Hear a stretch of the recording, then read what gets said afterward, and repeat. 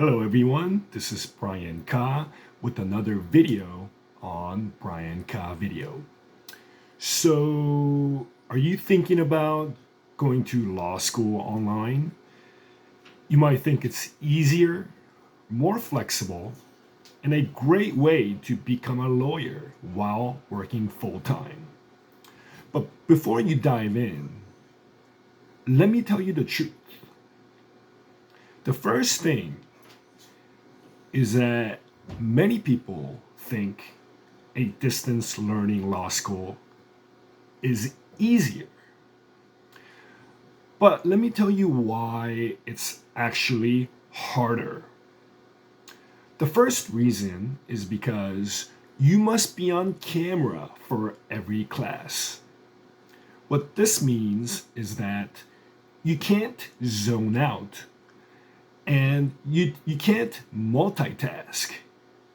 With a very small size, sometimes fewer than 10 people, sometimes fewer than 15 students, professors catch everything, including your eye movements. Now, there are some law schools that are called correspondence law schools. And these law schools work a little differently. They watch they watch pre-recorded videos and they get points based on the videos they watch and so forth. But some of these law schools are not correspondence law school. Rather, they employ the same method to teach the law, which is the Socratic method. So, if you think that it's going to be easier because you're going to be going to a distance learning law school, that is a big myth. You just can't blend into the back like in a traditional law school. The second myth is that you don't have to work hard. Many people start their law school career thinking that they don't have to work hard. But in reality, you may have to work even harder because many online law schools they focus on real legal practice, not just theory.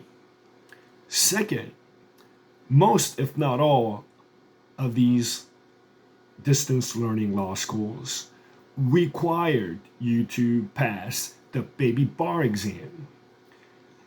I understand that the formatting of this baby bar exam has changed from 4 essays to and MBEs to just 100 MBE questions.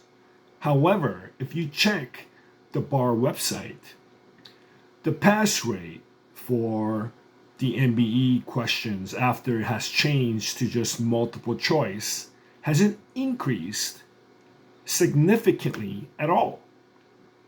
Rather, I think that the last administration, the test that was administered, was even lower than the regular bar passage rate. So, not only that, you'll have to draft client letters, draft complaints, and prepare trial briefs repeatedly over and over and over again. This is my second trimester of my second year in law school. And to be honest with you, I am a little burned out. The reason why I am burned out right now is because I'm taking property, which is a lot, probably harder than any classes I've taken in the past because there's just so much to memorize. But at the same time, I'm taking advanced legal writing, which requires me to draft everything that I've aforementioned. But the professor is making us do this over and over and over and over again. So, for example, my complaint was like a real complaint, 15 to 20 pages long. Took hours and hours and hours of legal research, even doing a client memo or a memo to your senior partner. Even that took several weeks. But our professor, I mean, she's great. She's she's teaching us how to literally practice right out, as soon as we graduate from the school. So it's great. But if you think that by attending a non-traditional law school that you may just get away with things, you don't have to work hard, that is a myth. Because again, these assignments are very time consuming, they're very difficult. And I love challenges, and I have always took on more than what I could do in the past. Even in college, I tried to do double major. Even before that, in high school, I was a two-sport athlete. I've always tried to push myself to the edge, but I'm realizing now that law school right now for me is pushing me to the edge again, which is basically just making me work very hard. And I haven't even mentioned that you have to also study for the real bar exam on top of all these things that you have to do. So it's not easy, and you're going to have to work very, very hard. The third myth that I want to address is that some people think that you can practice anywhere as soon as you graduate from a non-traditional law schools like this unaccredited law schools that are accredited by the State Bar of California, but not by the ABA. And I understand that this is a very political thing, and I'm sure it's a very monetary thing too. But the truth is that if you're planning to practice outside of California, then going to an online law school in California may not be the best path for you. Again, because most states they don't recognize non-ABA law degrees, even though it's a very political and very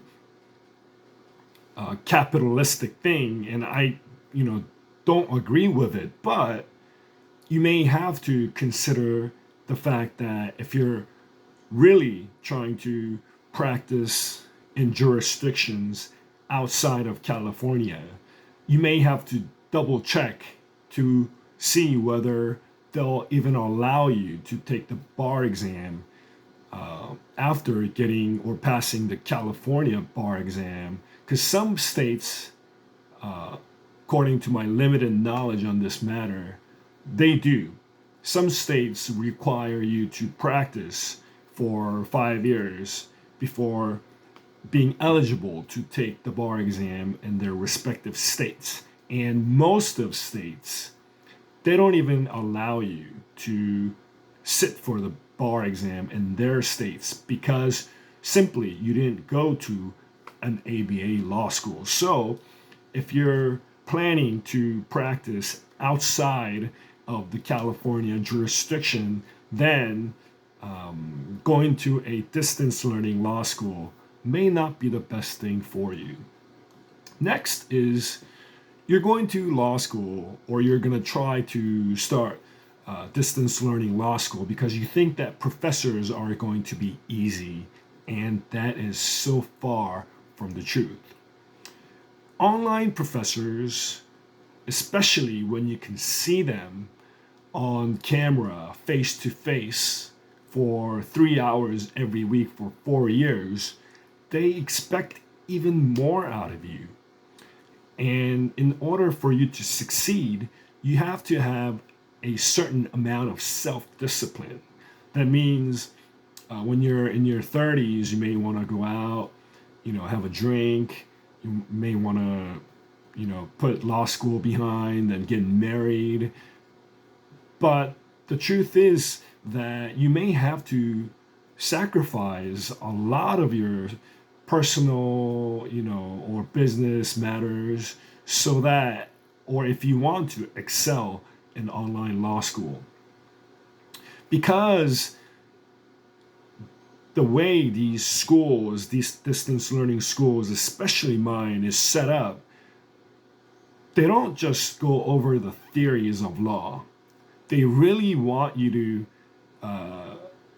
be good at becoming a real lawyer, meaning the things they teach you is not just based on books, but rather they literally teach you how to open up your law firm as soon as you finish law school and pass the bar exam. So grading and professor expectations may be even greater or even more difficult than traditional law schools. Another myth is that you won't get a good education or career. And that is another myth that I want to address in this video. I know that a lot of people bash on, schools that are non-traditional, like non-ABAs and so forth. But some of these students, they often excel and they open their own successful law firms and build strong legal careers. And how do I know that? Am I just, talking out of my butt? No, I'm not, because I've done my research. My school may not have an alumni network like some other distance learning schools do, so it's more difficult for students from my school to see what past grads that have passed the bar exam are doing now. But if you can check out other law schools, for example, like Abraham Lincoln Law School, just go to their website and just click on their alumni section. They have a list of people, who are practicing now and they're doing very well. So the fact that you think that people who go to non-traditional law schools can't have a career, they're not up to par because their education that they received were not great, that is a myth, so far from the truth. And another thing that I want to address is that when you look at the California bar statistics, you see ABA schools get like the highest, bar passage rates, and then you may see like California, another accredited section that gets that passes the bar, and they tell you that's the next in line to pass the bar exam, and then they always put the distance learning law school in the last category, and they make it out to be like 10% passage rate, 15%. But that is very misleading, because what they're doing is they're combining like, 5, 6, 7 distance learning law schools, and they're averaging it out. And what they're doing is when they average everything out, and they count the people who have passed the bar versus who have failed the bar, the percentage is significantly lower. And this is why I'm saying this type of statistics is very misleading, because for my law school, the first bar takers in the past 5 years, I believe, have a 67% rate of passing. I think that prior to like a couple years back, it was like 77%. And note that I'm talking about the first time bar takers not the second and third and fourth, because the reality is if you don't pass the bar the first time, the chances of you, statistics wise, of you passing the bar exam gets lower and lower. So make sure you note that. And if you're ever gonna try to, you know, give a try in this distance learning law school deal, make sure to try to pass the bar exam on your first attempt. That means you're gonna have to work extra hard. So another thing is that a lot of people think that distance learning law school is good if you have a full-time job.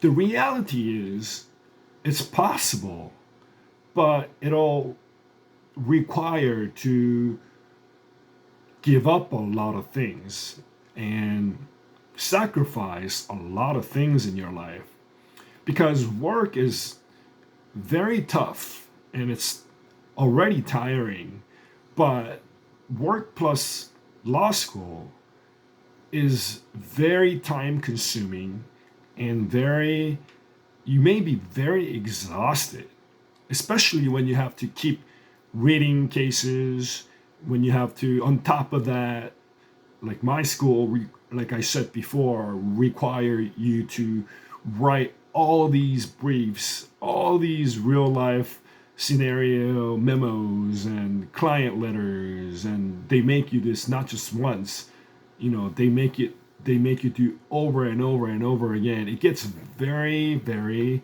tiring. So some, employers may not accommodate law school demands.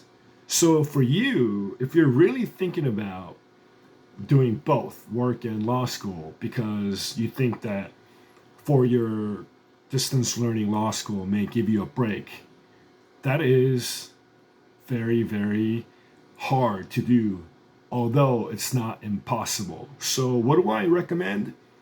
I think that even four-year programs are good if you're not able to work, but just focus just solely on trying to finish school and passing the bar exam. I think that would be the ideal situation, but not everything is ideal. Some people do have to work to get by. They have to make money so they can pay tuition, and I totally understand. All I'm saying is that the ideal situation is that even though it's 4 years, I think it's best if you can just focus solely in school. Just take work, just put it aside for 4 years so that you can excel and literally pass the bar exam on your first try. But if you can't do it, just know that it'll require to make some serious sacrifices, because this thing ain't easy. And lastly, a lot of people think that law school is expensive, but one thing about some of these distance learning law schools is that it costs significantly less than traditional law schools. So it may be more bang for your buck. But one drawback to this is that you may have fewer scholarship or financial opportunities. Like right now, the school that I'm going to, I'm on a loan program and I'm planning to pay, most of it back after I pass the bar. But right now, I'm getting by paying around $360 per month, which is not, not cheap, But at the same time, you're talking about comparing this to people who have, $100,000 in debt. I just saw this girl on YouTube. I think this is her fourth time taking the bar exam because she didn't pass the bar exam on her first three attempts. But she said that she had like $100,000 in debt. And, taking another bar prep course is going to be another $110,000, $120,000, who knows. And even as a working attorney, if you're like a public defender, first year, you may get paid like what, 70, 80. If it's a lot, I would assume like 90,000, but that's not realistic. And after taxes, we're talking like, 50, $60,000. And imagine paying $100,000 of school loans, after you graduate, whereas you could have used that money to, own another business, or if your dream is to get a house, you could have put that down as down payment. So I think that it is cheaper, it is more bang for your buck, but again, there are drawbacks as to whether you can get a financial scholarship or aid, because those opportunities unfortunately do not exist. So, distance learning law school, to sum everything up, is not the easy shortcut people think it is. It can work, but only if you're disciplined, hardworking, and understand these challenges. So, are you considering an online law school? Drop your thoughts in the comments. And if this video helped you, make sure to hit the like button and subscribe for more law school advice. Thank you, and I'll talk to you guys soon.